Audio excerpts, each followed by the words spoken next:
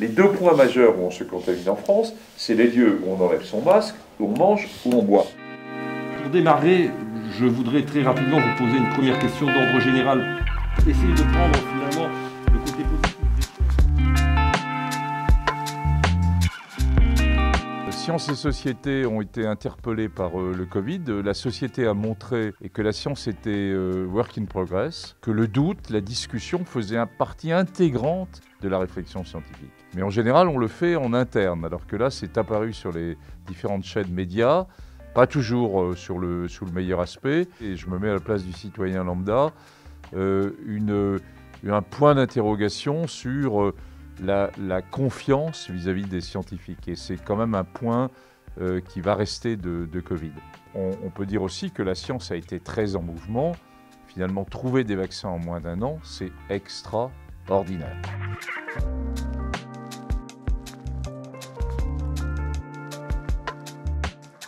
C'est comment se situer où on est là uniquement comme conseil, et nous ne décidons rien, j'insiste bien là-dessus, ce sont des décisions politiques. Alors on a essayé pour ça de communiquer essentiellement autour de nos avis et de ne pas trop parler indépendamment de nos avis. Alors on peut parler avant les avis pour expliquer le contexte sans dire exactement ce qu'il y a dedans, mais expliquer pourquoi les questions se posent. Ou on peut parler au contraire après les avis, une fois qu'ils sont rendus publics, pour expliquer comment nous sommes arrivés finalement à proposer tel ou tel type de solution et commenter finalement si le politique a retenu ou pas cette solution.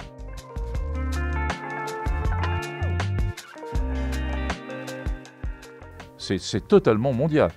On a eu, nous, quelque chose d'un peu particulier autour de l'hydroxychloroquine, disons-le, au mois de mars, qui a été le départ d'une aventure de l'hydroxychloroquine, qui s'est d'ailleurs arrêtée, on le sait, maintenant. Le débat entre les scientifiques eux-mêmes, les scientifiques et les politiques, la société et les scientifiques, c'est la même chose. C'est la même chose en Allemagne, c'est la même chose en Angleterre, où il y a eu un doublon du comité scientifique qui a été réalisé.